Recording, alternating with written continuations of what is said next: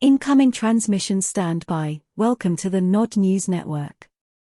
The United Nations has reportedly proposed reconnecting a sanctioned Russian bank to the interbank system, but there are doubts whether the proposal will bear fruit. A new United Nations plan to revive the Black Sea grain deal includes reconnecting agricultural banks, Turkey's Anadolu news agency said on Saturday, citing Foreign Minister Hakan Fidan. Russia Rosalkosbank with the SWIFT interbank messaging system. According to the report, the plan also stipulates the release of assets of Russian fertilizer producers frozen in the EU.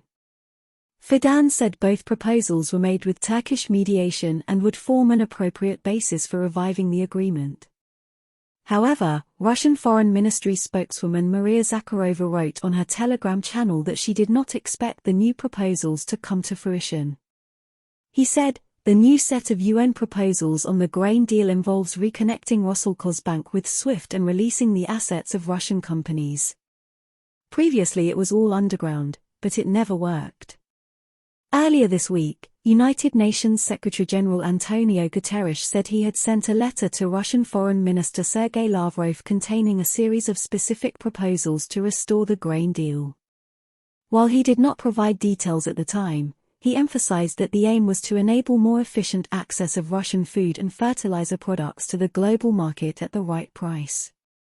However, a Russian diplomat close to Mr. Lavrov told Reuters that there were no revelations in Guterres' letter and that it simply summarizes previous ideas of the United Nations, without effect. Fruit. Russia ended its Black Sea grain initiative in mid-July.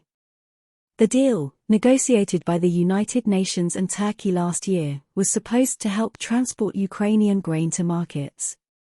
It becomes easier for the world to engage in military conflict with Russia while helping to lift Western sanctions that prevent Russia's agricultural exports.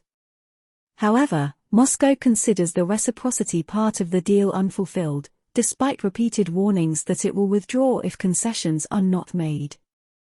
Ankara has tried for weeks to revive the deal, arguing that it could become the basis for a ceasefire, or even a peace deal, between Moscow and Kiev. Russian President Vladimir Putin and his Turkish counterpart Recep Tayyip Erdogan are expected to discuss the grain deal in more detail when they meet in the Russian city of Sochi on September 4. This has been the Nod News Network, transmission complete.